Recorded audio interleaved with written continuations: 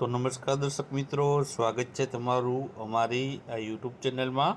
તો મિત્રો આપણે રેવન્યુ તલાટી મોક ટેસ્ટ સિરીઝ ચાલુ કરી છે, જેમાં આપણે છે વિવિધ ટોપિકને છે જે છે ડિટેલમાં ભણીએ છીએ। તો આજના વિડીયોમાં આપણે છે વૈદિક યુગ વિશેના અગત્યના પ્રશ્ન અને તેમાં જે ડિટેલમાં માહિતી આપવામાં આવી છે તેના વિશે ચર્ચા કરીશું। વિડીયો જો તમને પસંદ આવે તો વિડીયોને લાઇક કરજો અને વિડીયોને તમારા મિત્રો સાથે શેર કરજો। તો ચાલો આપણે વિડીયોની શરૂઆત કરીએ। તો મિત્રો તમે જોઈ શકો છો કે બીજા નંબરનો ટોપિક છે રેવન્યુ તલાટીમાં વૈદિક યુગ, જૈન ધર્મ અને બૌદ્ધ ધર્મ। પહેલાં આપણે વૈદિક યુગ વિશે વાત કરીશું, ત્યારબાદ જૈન ધર્મ અને બૌદ્ધ ધર્મ વિશે છે આગામી વિડીયોમાં જોશું। તો શરૂઆત કરીએ। તો પહેલો પ્રશ્ન છે કે કોના દ્વારા નિર્માણ કરેલ સભ્યતાને છે વૈદિક સભ્યતા છે કહેવામાં આવે છે? તો તમારા ઓપ્શન આપેલા છે, તેમાંથી જવાબની આપણે વાત કરીએ તો જવાબ આવશે ઓપ્શન એ આવશે। આર્યો દ્વારા જે સભ્યતા છે જે છે નિર્માણ કરવામાં આવી હતી તેને વૈદિક સભ્યતા છે કહેવામાં આવે છે। હવે મિત્રો તેના વિશે વાત કરીએ તો વૈદિક યુગનું જે વિભાજન છે મિત્રો બે ભાગમાં છે। એક વૈદિક યુગ જે ઈસવીસન પૂર્વે 1500થી 1000 વચ્ચેનો છે, અને બીજો છે ઉત્તર વૈદિક યુગ જે ઈસવીસન પૂર્વે 1000થી 600 સુધીનો છે। એમ બે ભાગ કરવામાં આવ્યું છે। આર્યો મિત્રો છે સૌપ્રથમ ભારતના જે પંજાબ અને છે અફઘાનિસ્તાનમાં છે વસ્યા હતા। એક તો પંજાબમાં વસ્યા હતા અને અફઘાનિસ્તાન દેશમાં છે વસ્યા હતા। આર્યો દ્વારા જે રચાયેલી સભ્યતા છે તે ગ્રામીણ સભ્યતા હતી, અને આર્યોની મિત્રો જે ભાષા હતી તે સંસ્કૃત ભાષા રહેલી હતી। ત્યારબાદ આગળનો આપણો પ્રશ્ન જોઈએ તો વેદોની સંખ્યા છે તે કેટલી છે? તો ઓપ્શન આપેલા છે, તેમાંથી જવાબની વાત કરીએ તો જવાબ આવશે ઓપ્શન ડી આવશે, 4 જેટલા વેદ રહેલા છે। હવે આ 4 વેદો વિશે વાત કરીએ તો 4 વેદમાં ઋગ્વેદ, યજુર્વેદ, સામવેદ અને અથર્વવેદનો સમાવેશ થાય છે। વેદ શબ્દની વાત કરીએ મિત્રો તો વિદ ધાતુ પરથી ઉતરી આવ્યો છે, જેનો અર્થ થાય છે જાણવું, તેવું મિત્રો છે તેનો અર્થ છે તે થાય છે। તો આ 4 મુખ્ય વેદ રહેલા છે। ત્યારબાદ આગળ આપણે વાત કરીએ તો આગળ જે પ્રશ્ન છે તે છે વેદોમાં સૌથી પ્રાચીન વેદ છે તે કયો છે? તો પ્રાચીન વેદ પૂછવામાં આવ્યો છે। તો આમાં ઓપ્શનમાંથી મિત્રો જવાબ આવશે, તે આવશે ઓપ્શન એ આવશે। ઋગ્વેદ છે તેને સૌથી પ્રાચીન વેદ છે માનવામાં આવે છે। હવે મિત્રો ઋગ્વેદ વિશે આપણે માહિતી મેળવીએ તો ઋગ્વેદની રચના ઈસવીસન પૂર્વે 1200ની આસપાસ છે થઈ હોવાનું માનવામાં આવે છે, અને વૈદિક ઇતિહાસ જાણવા સૌથી મહત્ત્વપૂર્ણ ગ્રંથ હોય તો તે ઋગ્વેદ છે તે રહેલો છે। અને આ ઋગ્વેદમાં 10 જેટલા મંડળો કે પ્રકરણોનો વહેંચવામાં આવ્યું છે, જેમાં કુલ 1028 જેટલી જે છે ઋચાઓ આવેલી છે, અને મંત્રોની સંખ્યા પૂછવામાં આવે તો 10,600 જેટલી મંત્રોની સંખ્યા છે ઋગ્વેદમાં જોવા મળે છે। ઋગ્વેદમાં મિત્રો છે ગાયત્રી મંત્ર આપણે જે બોલીએ છીએ તેનો ઉલ્લેખ રહેલો છે। આ ત્રીજા મંડળમાં છે જે ઋગ્વેદમાં ગાયત્રી મંત્ર જોવા મળે છે। ઋગ્વેદનો ઉપવેદ પૂછવામાં આવે તો આયુર્વેદ છે તેનો ઉપવેદ છે રહેલો છે। ત્યારબાદ હવે આપણે આગળનો પ્રશ્ન જોઈએ તો યજ્ઞ સંબંધિત જે સૂક્તો છે તેનો સંગ્રહ કયા વેદમાં જોવા મળે છે? તો ઓપ્શન આપેલા છે, તેમાંથી જવાબની વાત કરીએ તો જવાબ આવશે ઓપ્શન સી આવશે, યજુર્વેદમાં છે યજ્ઞ સંબંધિત સૂક્તો છે તે જોવા મળે છે। હવે મિત્રો આપણે તેના વિશે વધારે માહિતી મેળવીએ તો યજુર્વેદ મિત્રો આંશિક રૂપે ગદ્ય, આંશિક રૂપે પદ્યમાં રચાયેલો છે, અને સૌથી વધુ છે ભાષ્ય આ વેદ પર રચાયા છે। આ વેદ મિત્રો છે કૃષ્ણ યજુર્વેદ અને શુક્લ યજુર્વેદ એમ બે ભાગમાં વિભાજિત કરવામાં આવ્યા છે, અને યજુર્વેદનો મિત્રો છે ઉપવેદ છે તે ધનુર્વેદ છે। તો ખાસ યાદ રાખજો, આપણે જે છે યજુર્વેદની વાત કરી છે અને તેનો ઉપવેદ પૂછવામાં આવે તો તેનો મિત્રો ઉપવેદ થશે તે છે ધનુર્વેદ છે। ત્યારબાદ આગળ વાત કરીએ તો આગળનો પ્રશ્ન છે કે ભારતીય સંગીતની ગંગોત્રી તરીકે કયા ગ્રંથને ઓળખવામાં આવે છે? અથવા તો ઘણીવાર પરીક્ષામાં પૂછાતું હોય કે સંગીતની ગંગોત્રી તરીકે છે કયા ગ્રંથને ઓળખવામાં આવે છે? તો આમાં ઓપ્શન આપેલા છે તે છે, એમાંથી જવાબની આપણે વાત કરીશું તો જવાબ આવશે ઓપ્શન બી આવશે, સામવેદને છે તે સંગીતની ગંગોત્રી તરીકે છે ઓળખવામાં આવે છે. હવે મિત્રો સામવેદ વિશે માહિતી આપણે મેળવીએ તો આ વેદમાં મિત્રો છે 7 જેટલા સ્વર છે. આપણે જે સારે ગામા પા ધા ની સા જે બોલીએ છીએ તે 7 સ્વર છે મિત્રો આ વેદમાં, સામવેદમાં છે આનો ઉલ્લેખ કરવામાં આવ્યો છે. સામવેદનો ઉપવેદ મિત્રો પૂછવામાં આવે તો ગાંધર્વ વેદ છે તે સામવેદનો ઉપવેદ રહેલો છે. અને આ વેદમાં મિત્રો છે કાવ્ય પદોનો છે ઉલ્લેખ છે તે જોવા મળે છે. ત્યારબાદ આગળ વાત કરીએ તો આગળનો પ્રશ્ન છે કે કયા વેદમાં તંત્ર મંત્ર, વશીકરણ, ભૂત પ્રેત અને જાદુ ટોણા વગેરે અંગેના મંત્રો છે તે આપ્યા છે? તો ઓપ્શન આપેલા છે તેમાંથી જવાબની વાત કરીએ તો જવાબ આવશે ઓપ્શન ડી આવશે, અથર્વવેદમાં છે આ તંત્ર મંત્ર, વશીકરણ, ભૂત પ્રેત વગેરે જાદુ ટોણાના જે મંત્રો છે અથર્વવેદમાં જોવા મળે છે. તો તેના વિશે માહિતી મેળવીએ તો અથર્વવેદને છે પવિત્ર, અથર્વનો મિત્રો અર્થ થાય છે પવિત્ર, જાદુ થાય છે. આ વેદની રચના મિત્રો સૌથી છેલ્લે કરવામાં આવી હતી અને અથર્વવેદનો ઉપવેદ છે મિત્રો તે શિલ્પવેદ રહેલો છે. ત્યારબાદ આગળ વાત કરીએ તો આગળનો પ્રશ્ન છે કે બ્રાહ્મણ ગ્રંથો કેવા પ્રકારના હતા? તો ઓપ્શન આપેલા છે તેમાંથી જવાબની આપણે વાત કરીએ તો જવાબ આવશે ઓપ્શન એ આવશે, ગદ્ય પ્રકારના આ છે બ્રાહ્મણ ગ્રંથો રહેલા હતા. તેના વિશે માહિતી મેળવીએ તો બ્રાહ્મણ ગ્રંથો મિત્રો છે વિદ્વાન જે પુરોહિતો છે એના ધાર્મિક મુદ્દા પર જે વિવેચનો અને ઉચ્ચારણો છે આ બ્રાહ્મણ ગ્રંથોમાં. વિદ્વાનોના મતે મિત્રો છે વેદોની શાખા માટે એક છે તે બ્રાહ્મણ ગ્રંથ રચાયો હતો.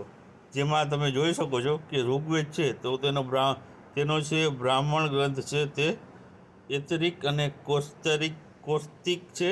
યજુર્વેદનો મિત્રો વાત કરીએ તો શતપથ બ્રાહ્મણ અને તેતરિક બ્રાહ્મણ છે. સામવેદની વાત કરીએ તો પંચવીસ, ષડુવીસ, જેમિનીય, આર્ષેય, મંત્ર તેમજ છાંદોગ્ય છે તે સામવેદના બ્રાહ્મણ ગ્રંથો છે. અથર્વવેદની વાત કરીએ તો તેના બ્રાહ્મણ ગ્રંથો છે તે ગોપથ છે. તો આ પ્રમાણે છે દરેક વેદના છે તે એક બ્રાહ્મણ ગ્રંથો રહેલા છે. ત્યારબાદ આગળ વાત કરીએ તો આગળનો પ્રશ્ન છે કે આર્યોએ તેમના જીવનમાં અંતિમ ભાગમાં વનમાં કરેલા ચિંતન અને મનનના ફળ રૂપે રચાયેલા ગ્રંથોને છે તે શું કહે છે? તો ઓપ્શન આપેલા છે તેમાંથી જવાબની વાત કરીએ તો જવાબ આવશે ઓપ્શન સી આવશે, તેને આરણ્યકો છે તે કયા છે? ત્યારબાદ આગળનો પ્રશ્ન આપણે જોઈએ તો આગળનો પ્રશ્ન છે કે વૈદિક સાહિત્યના અંત ભાગમાં શેની રચના થઈ હતી? એટલે કે વૈદિક સાહિત્યનો અંત થવા આવ્યો ત્યારે શેની રચના કરવામાં આવી હતી? તો ઓપ્શન આપેલા છે તેમાંથી જવાબની આપણે વાત કરીએ તો જવાબ આવશે ઓપ્શન ડી આવશે, ઉપનિષદોની રચના છે જે વૈદિક સાહિત્યના અંત ભાગમાં છે આ ઉપનિષદો રચવામાં આવ્યા હતા. હવે તેના વિશે આપણે વધારે માહિતી જોઈએ તો મિત્રો છે તેને વેદાંત તરીકે પણ છે ઓળખવામાં આવે છે. અને ઉપનિષદોની સંખ્યા મિત્રો લગભગ 108 જેટલા ઉપનિષદો રહેલા છે. જેમાંથી મુખ્ય ઉપનિષદો નીચે પ્રમાણે છે, તમે જોઈ શકો છો. જેમાં છે ઈશોપનિષદ, પ્રશ્નોપનિષદ, તૈત્તિરીય ઉપનિષદ, નૃસિંહ પૂર્વતાપ ઉપનિષદ, માંડુક્ય ઉપનિષદ, છાંદોગ્ય ઉપનિષદ, કેનોપનિષદ, મુંડક ઉપનિષદ અને બૃહદારણ્યક ઉપનિષદ અને કઠોપનિષદ આ વગેરે 10 જેટલા જે છે મુખ્ય ઉપનિષદોના નામ આપેલા છે. આ ઉપરાંત બૃહદારણ્યક અને છાંદોગ્ય જેવા પ્રારંભિક જે છે ઉપનિષદ છે તે ગદ્યમાં લખાયેલા છે અને તે પ્રશ્નોત્તર સ્વરૂપે છે. જ્યારે કેનોપનિષદ છે તેની રચના છે તે પદ્યમાં, એટલે કે જે કાવ્ય સ્વરૂપ પદ્ય સ્વરૂપમાં રચના કરવામાં આવી છે. ત્યારબાદ આગળ વાત કરીએ તો શંકરાચાર્યનો જે છે અદ્વિતીયવાદ, માધવચાર્યનો દ્વૈતીયવાદ અને રામાનુજાચાર્યનો વિશિષ્ટ દ્વૈતીયવાદની મહાન કૃતિઓ છે તે ઉપનિષદની વિચારધારાને ફળશ્રુતિ છે. તો આ ઉપનિષદ વિશેની માહિતી હતી. ત્યારબાદ આગળ આપણે વાત કરીએ તો આગળનો પ્રશ્ન છે કે ઓછા શબ્દમાં વિચાર વ્યક્ત કરતા ગ્રંથોને ખાલી જગ્યા તરીકે છે ઓળખવામાં આવે છે. તો ઓપ્શન આપેલા છે તેમાંથી જવાબની વાત કરીએ તો જવાબ આવશે ઓપ્શન બી આવશે, તેને વેદાંગ કહેવામાં આવે છે. ઓલા મિત્રો ઉપનિષદને શું કહેવામાં આવતું હતું? તો ઉપનિષદોને વેદાંત કહેવામાં આવતું હતું. ને અહીં આપણે છે જે ઓછા શબ્દોમાં વિચાર કરતા ગ્રંથોને છે વેદાંગ તરીકે ઓળખવામાં આવે છે. હવે તો તેના વિશે વધારે માહિતી જોઈએ તો વેદાંગને છે મિત્રો શ્રુતિગ્રંથ એટલે કે સાંભળી શકાય તેવા ગ્રંથ તરીકે છે ઓળખવામાં આવે છે. વેદાંગ એ વેદની સમજ આપતા ગ્રંથ છે. વેદાંગ મિત્રો છે વેદની સમજ આપે છે ને વેદાંગની કુલ સંખ્યા 6 જેટલી રહેલી છે. અહીં 6 ને આપણે નામ આપેલા છે. પહેલી છે શિક્ષા, તો તેમાં વૈદિક મંત્રનો ઉચ્ચારણનું જ્ઞાન આપેલું છે.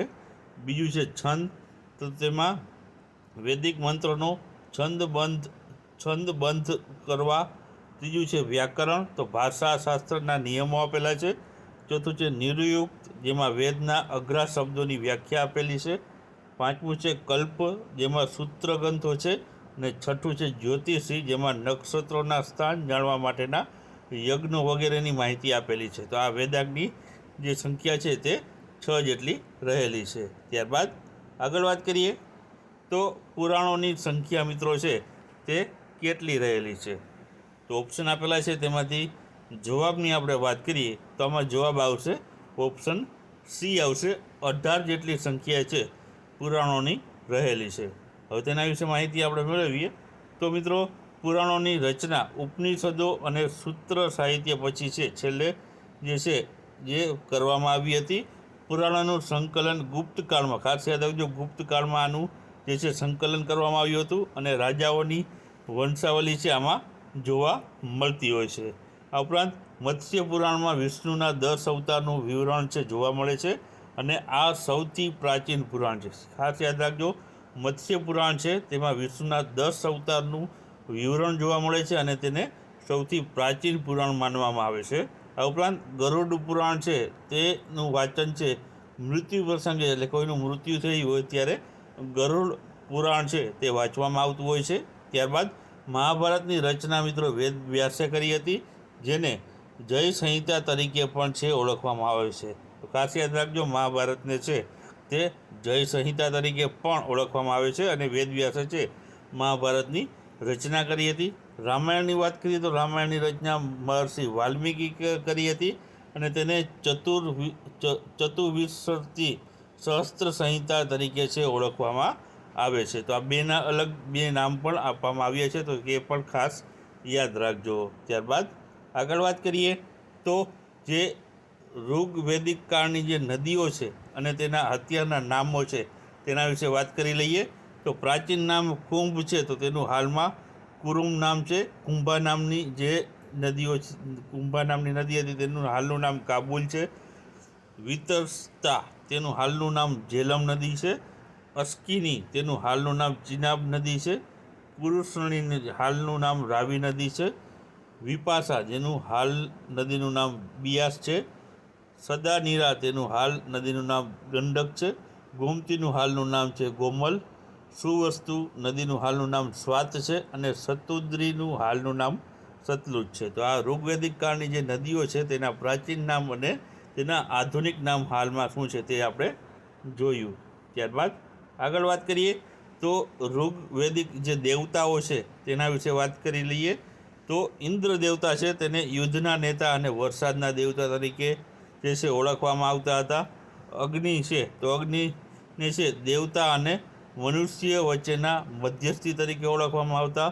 વરુણને છે વરુણ દેવતાને તેને બ્રહ્માંડના પ્રબંધક તરીકે ઓળખવામાં આવતા.